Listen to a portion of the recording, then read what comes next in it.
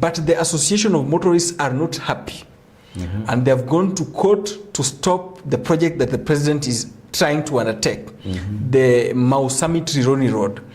Why would you think that a program such as this that will help people, especially because the largest population of the country is the young generation, why would someone go and block that?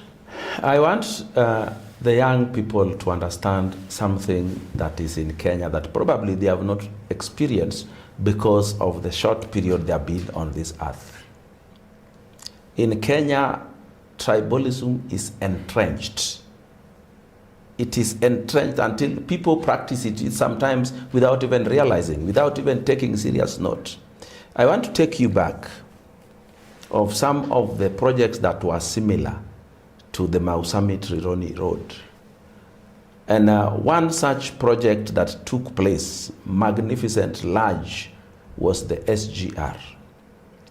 SGR was built by public-private partnership from Mombasa to Naivasha. And it is meant to carry people who are paying. They do not just pay for the railway line, they also pay for being in the wagons. And yet, this was developed by taxpayers' money. Then there is the expressway, developed through a public-private partnership, and Kenyans are paying to use it.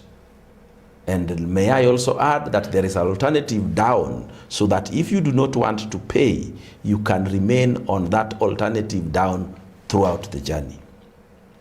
Similarly, the development of Rironi Mau Summit Highway, superhighway, is going to have alternative side roads that if you are going near, if you use the road regularly to a near place, you can use without using the payable expressway.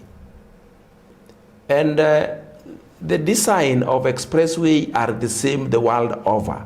There has to be an alternative side roads outside that highway, the same way you see them on the Thika superhighway. The ones on the Thika superhighway may not be entirely continuous throughout the journey because it was not meant to be paid.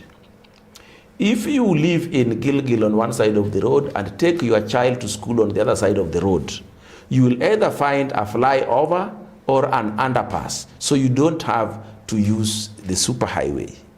And if the side you go to is behind or ahead of you, you will run on the side road until you get there, use an underpass or overpass to use it.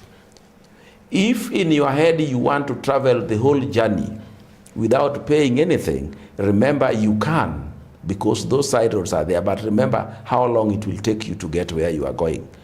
Same way we are having the problem today. The level of traffic snarl up on the Mau Summit Rironi Road today is unacceptable in a modern world. It is not acceptable. So when you see some people go to court to stop it, you wonder if they care about other Kenyans who live probably west of the Rift Valley. Yet these people were there when we were doing these other projects using the same model of funding, and they never complained. Why? They never complained because when you are doing Thika superhighway, it was going towards their homes. They were the direct beneficiaries. Recently, President Uhuru Kenyatta decided to build the dual carriageway from Thika all the way to Nyeri. That is a long distance dual carriageway, similar to the Rironi Mau Summit we are going to build. Nobody is complaining about it. Yet, Kenyans are paying some of the loans that are used to build such roads. But when now it wants to serve even more Kenyans, because the roads that were built towards Thika and towards Mount Kenya are simply serving single communities. But now when the roads are going to serve more communities, to serve the Kalenjin, to serve the Luo, to serve the Maasai, to serve the Kisii, to serve the Luya, and all those other communities living west of the Rift Valley, some people have now chosen to go to court. It is very curious that even though they call that motorist association, all